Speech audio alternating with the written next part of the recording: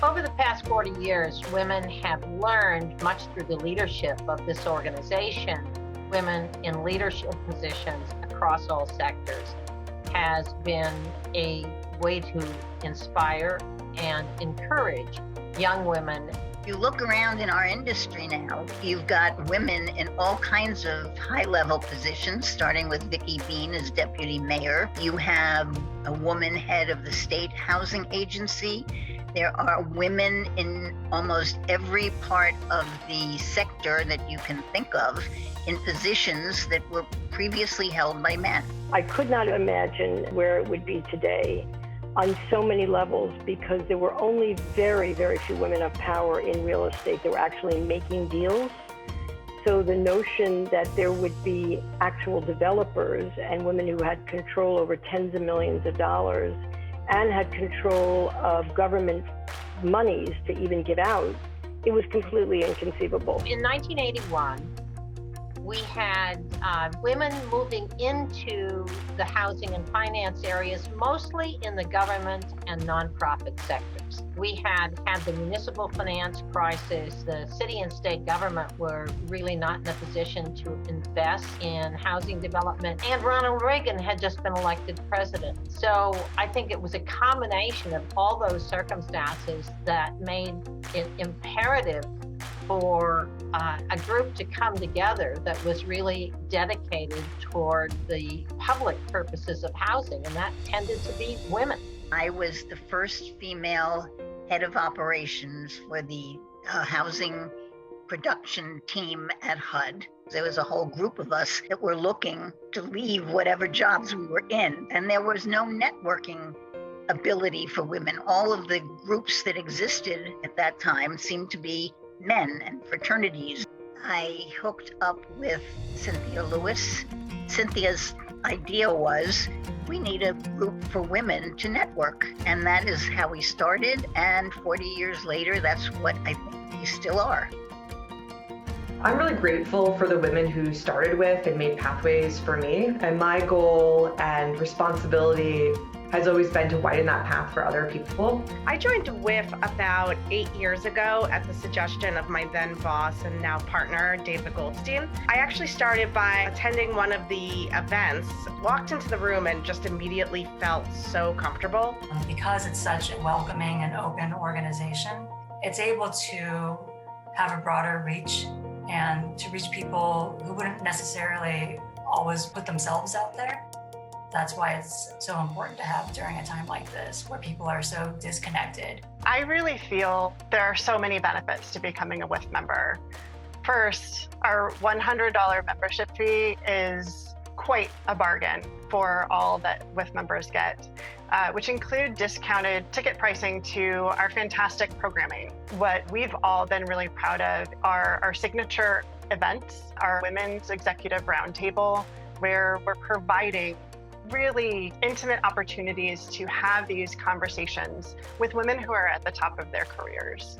Our keynote lunch and having access to really high-level government officials in the industry with Job Bank. Lastly, I think that one of the best and most impactful opportunities for being a WHF member is the opportunity to become a WHF board member. That opportunity to work alongside women in the same industry who you might not otherwise have even ever met or gotten to know, let alone worked side by side with and develop friendships and really that kind of trust. When I first started participating in WHF, I mainly went to some of the networking events, and it really allowed me to build my networks and build my connections with those individuals that I met at the events. One of the programs that I was most proud of were WHF lunches. WHF paid for a board member to take 4 or 5 other members of the organization out to lunch or to breakfast. We had semi-randomly structured groups. We wanted to make sure we had people from different industries and from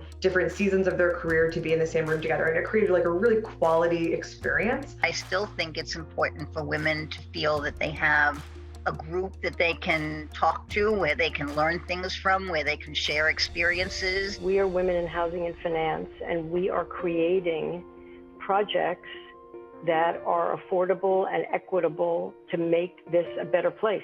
So what's our legacy? Our legacy is that all of us are involved in transactions and in creating buildings that make people's lives better. And we've helped each other get to that place. I don't think there's anything better than that. Happy to offer congratulations and best wishes to Women in Housing Finance, and to recognize those who are still around that 40 years ago put this great organization in motion.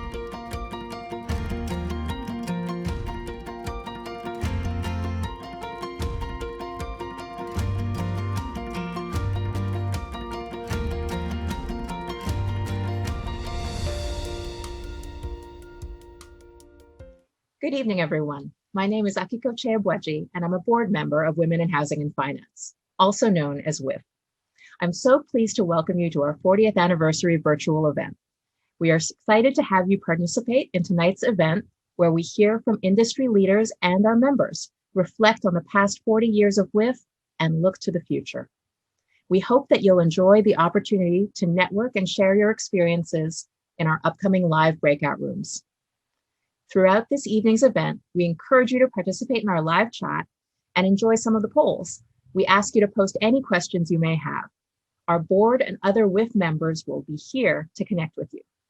If you haven't had the opportunity to review our sponsors, we ask that you check them out on our event platform page, where you can learn more about each of these generous companies. Let's take a moment to acknowledge them now. We also encourage each of you to share your experiences from tonight's event on social media. Our event hashtag is WHF@40. Feel free to post your thoughts, your images of tonight's signature cocktail, and images of yourself participating in the event. You can also post to WHF's Twitter, LinkedIn sites. If you have any questions or technical issues, our support team is here to help. Just click on the help button and our event team will assist you right away. Now, on with the show. I have the privilege to introduce to you our wonderful board president, Jennifer Trubinsky. Jen has been involved with WHF for over 11 years, 9 of those on the board. Before becoming our president, she served as the VP of Programs and has been integrally involved in shaping WHF's events and developing our vision. Take it away, Jen. Thank you so much for the introduction, Akiko. Over 10 years ago, as I was finishing grad school and looking for connections in New York City's affordable housing and community development industry, I attended my first event at Women in Housing and Finance. In WHF, I found a community of smart, thoughtful, and friendly women in my field. These were women I knew I could learn a lot from. Little did I know just what a profoundly positive impact WHF would have on my career, on my friendships, and on my life. Career-wise, I've been introduced to new clients from WHF members. I've lent money to fellow WHF member organizations, and I've hired more than one fellow WHF member, both as full-time staff and as consultants. Friendship-wise, I have made true lifelong friends in WHF that I can turn to for frank advice and support. And I've attended more than one WHF birthday party, Super Bowl party, wedding, and baby shower. The theme for our 40th anniversary is connecting and inspiring women for 40 years. WHF was literally founded on connection. Over 40 years ago, our founder, Cynthia Lewis, invited a group of female colleagues to gather in her living room and discuss their careers. And from there, WHF was born. It was born and has endured and grown for 40 years because the premise of women connecting and inspiring each other to support each other's growth in their careers is something that will always be necessary. WHF advisors like Deb Van Emmerongen of Nixon Peabody and Amy Gross of Amy Gross Architects have helped WHF make important connections and inspire WHF members and attendees. Past President Allison Novak, now of Sidewalk Labs, introduced brown bag lunches, member meetups, and free happy hours to encourage more intimate opportunities for members and guests to connect. Keynote speakers like Shola Olatoye, then CEO of NYCHA, and Christine Quinn, CEO of Women in Need, have inspired with stories about their personal perspectives and challenges as women in their respective careers. Every past president, board member, advisor, speaker, and sponsor have helped create a vibrant and thriving WHF organization. They have built us up to help us pivot our activities through the COVID pandemic and allowed us to still find ways to connect and inspire each other remotely while working from home, homeschooling, managing family healthcare crises, and leading our organizations through the pandemic. But the big announcement and big accomplishment of the past year during the pandemic, WHF has finally received our 501c3 IRS designation. This better represents our status, providing resources and education to our members. That's right, you heard it. You can now make a tax-deductible donation to WHF. And what better time to do so on our 40th anniversary, investing in WHF for another 40 years.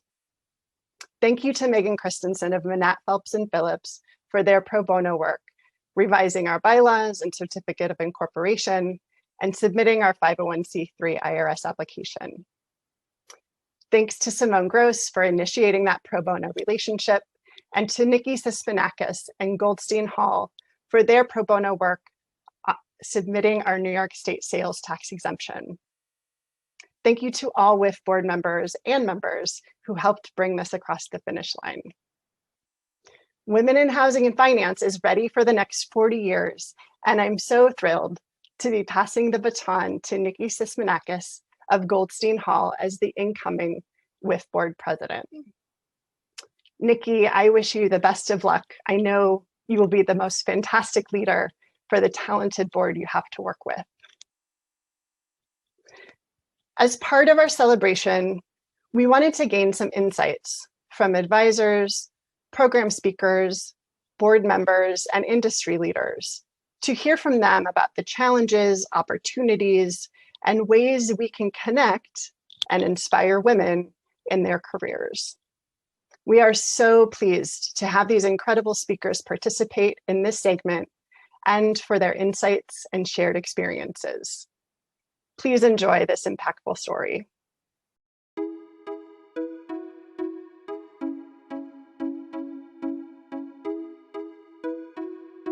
I joined WHF when I first joined HBD as a lawyer back in 2006. So I know firsthand the benefit of an organization like WHF. You know, we are the majority of the population, but we are really underrepresented in what is, everybody knows, a male-dominated industry. The real estate industry is a male-dominated industry. And so meeting other people at different stages of their careers lets you see what you can be, what you can accomplish. Talking to folks lets you know what other jobs are available. So I have been with WHF from the very start, and I will say that it is a wonderful organization for making you see what you can be in this industry. Like so many people within our industry, I've had the pleasure of working with a wide array of extremely talented women. However, what I would say about women in housing finance that I think is unique is WHF plays a critical role in the community development industry by serving as an aggregator of talent. One of my bosses said to me, Burnell, who speaks for you when you're not in the room? So it's really cultivating relationships and knowing that there are people that when decisions are being made, who speaks for you when you're not the one in the room. And knowing that you have to cultivate those relationships. You have to be true to yourself. At the end of the day, you have to be able to look yourself in the mirror and say that you're proud of yourself for having done that. And that's critical. You can't trade away your reputation. You can't trade away your honesty or your humanity. So be true to yourself. Early in my career, I was in a job when I was on staff in the state legislature that the work that I had to do was really largely ministerial in nature. And I had to, just go through what bills were going to be debated on the floor of the assembly that day and let other people know that their bills were coming up for debate. It was something that, clearly someone who was an administrative assistant could have done, but it was part of my responsibility. A lot of people sort of, looked at it as grunt work and they didn't want to do it. And I knew it was important that people understood what bills were coming up for debate. So I did that and I took it on as something I did very regularly. And people really appreciated the fact that I made that contribution. And ultimately, I advanced faster in that organization than some of the other people who were in the same position, who were not as willing to do some of what they thought of as grunt work. So people just have to remember, if you're tasked with doing things that maybe you think are beneath your ability or capacity, do it willingly, do it well. People will recognize the contribution that you're making to your organization. Affordable housing and community development is a business of relationships. And in one sense, that was obvious. I mean, most businesses are businesses of relationships, but it really struck me as true. And with that in mind, building those relationships, strengthening them, will allow you to succeed. Much more importantly, will enrich your lives. And I think, WHF is a vehicle for building those relationships and not just succeeding relative to any goals you might have, but enriching your life. I think in terms of a piece of advice that I would give to young people, to young women starting out, for myself, I started in this industry before I was married and before I had kids. And I think it can be hard to find time to have kids and also advance in your career. And so in an effort to lead by example in that way, I try to often tell young people and mentor young people to say you shouldn't have to really sacrifice one for the other. It is hard to do both. It is very, very worth it to do both. It should never be that a woman has to sacrifice family for work or work for family. Never doubt, always question. That is my personal mantra. And distilled, it basically means abandon self-doubt, abandon doubts about being able to arrive at the right answer or the right outcome. And it's a practice that unfortunately too many of us come to late in our careers. And we tend to come to it late in our careers because it requires a certain amount of maturity and a certain amount of security. And unfortunately, I have found that often with people of color, often with women, we tend to come to this realization and to this practice too late.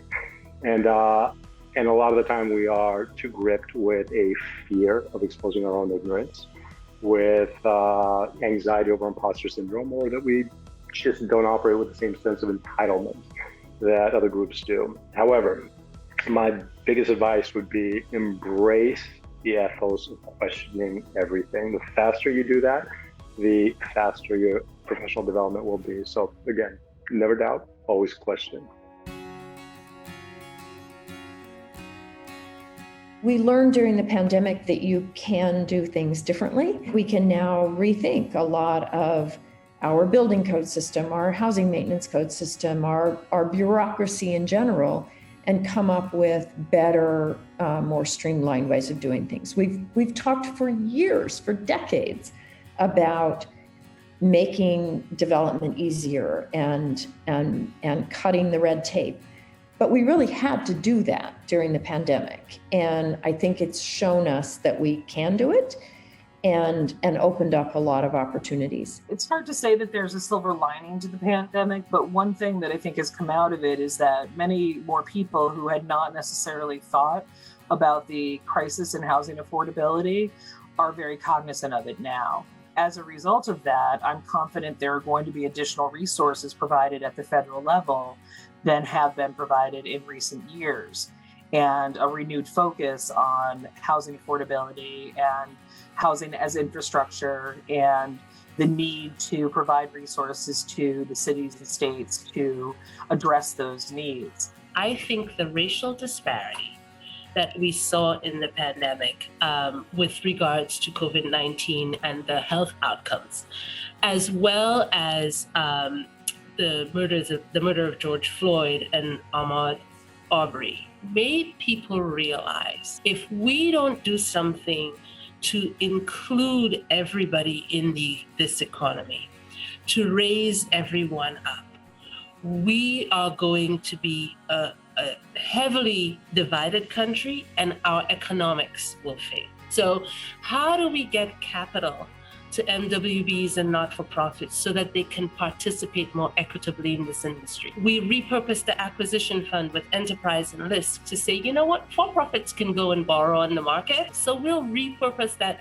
$200 million fund just to support their acquisition of property. We helped people grow their business by having a training and certification program. And finally, what about guarantees?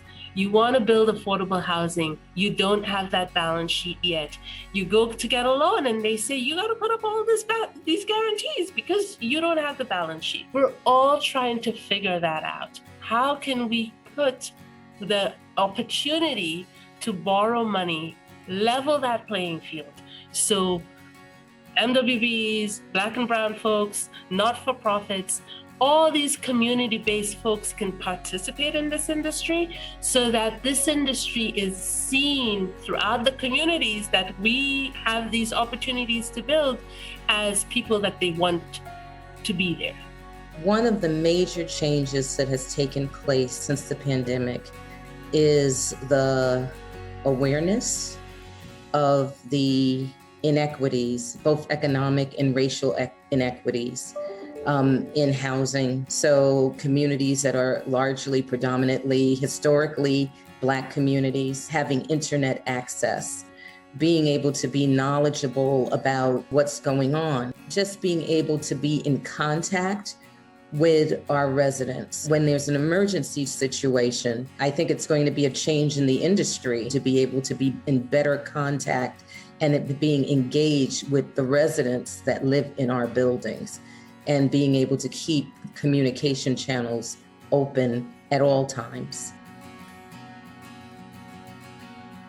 The thing that I would like on the federal, state, and city level is subsidized quality childcare. I think it would be a boost for the economy for us to open up and standardize childcare and subsidize it so that all of us can go out there and do what we do to the best of our ability to really, really make an impact on this economy. I think I was once quoted in the paper, somebody said to me, well, you know, it's so impossible to hire really smart women associates, who can run numbers, and we're really trying to be diverse and blah, blah, blah, blah, blah. But, there's nobody out there, we don't have a pipeline. You know what? That's crap. Power comes either from having capital or running the government. Those are really your two choices.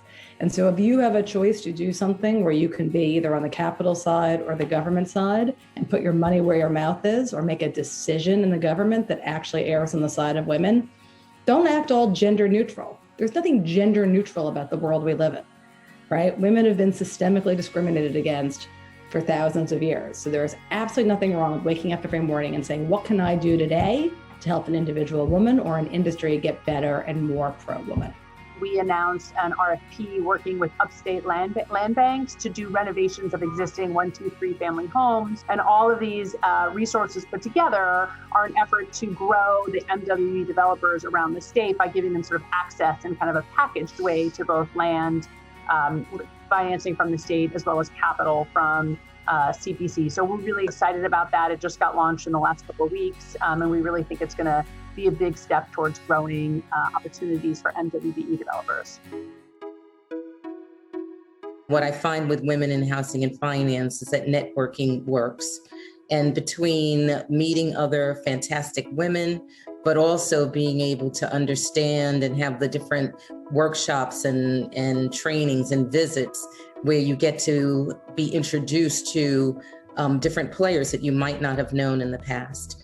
So it's just a really great opportunity to network with other women in the industry. Congratulations to WHF on 40 years of being successful.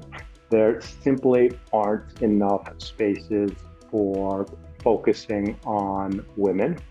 and professional development of women and advancement of women. And that makes what Women in Health and Finance does invaluable. I've just had the good fortune of being involved with WHF in a variety of ways, both in terms of getting input from them about policies and also in really trying to help mentor younger women in the field. Thank you for all that you have done for New York City, for so many women. Women in housing finance is incredibly important, not just for young women who think about what they might want to do with their life, but for people like me who think, wow, if I'm going to really try to build an army of incredibly smart women to come and do this work, knowing that that resource exists and that network exists is very empowering for people like me who are then trying to take it to their next level. Over the course of my career, Women in Housing Finance has nurtured several generations of women in government and the private sector who've contributed in 1,000 ways to the successes we've had in affordable housing and community development. And I've been immensely lucky to have worked with and learned from many, many strong, thoughtful, and skilled women. I can't name them all, but I'll name a few. Felice Machete, Jean Lerman, Rose Brown, Barbara Leeds, Kathleen Dunn, Geraldine Perrin, Anne Marie Hendrickson, Dee Stringfield, Marilyn Rivera, Audrey Slade, Carol Corden, Carolyn Carpenter Wright, Judy Outlaw, Julie Sandorf, Brandy McHale, Kathleen Parisi, Kathy Fury, Dina Davis, Laura Taormina, Laura Jervis, Nancy Bieberman, Michelle Deleuze, Karen Phillips, Julie Herzog, Rhonda Lewis, Ismini Spiliotis, Burnell Greer, Joan Talley, Melissa Barkins, Susanna Lipset, Kathy Bauman, Terry Giello, Mary McConnell, Ruth Mariah, Liz Oakley, Kim Stroman, Priscilla Almodovar, Deborah Van Amaragan, Vicky Bean, Ruth Ann Visnauskas, Holly Light, Alexa Sewell, Molly Park, Rachel Fee, Denise Scott, Esther Sandroff, and many, many more. The greatest thanks to all of them and to Women in Housing Finance for all the work that they've done and for all that they've done to enrich my life. Thank you.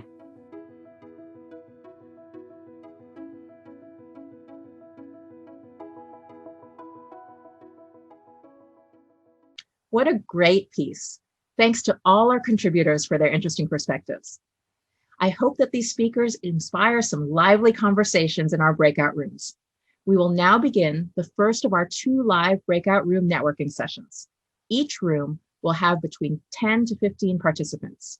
We hope you'll discuss your experiences and learn more about each other, your work, and have some fun. Each breakout session will run approximately 15 to 20 minutes, and then you'll be automatically shuffled to the next room. Our WHF board members will be in each room to engage with you and start off the conversations. After we conclude the second breakout room session, we will bring you all back into the WHF main stage for a quick wrap up before we conclude the event. If you have any technical issues, or if you're put into a room with all the same attendees, simply click on the Leave button and we'll reshuffle you into a different room.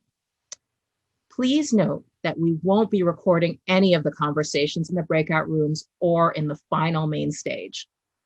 Here's how to join the breakout rooms. Simply click on the button that says Join Breakout Sessions on the upper right corner of the viewing page next to the Leave button. Then relax and enjoy. Here we go. We'll see you on the main stage after these 2 sessions.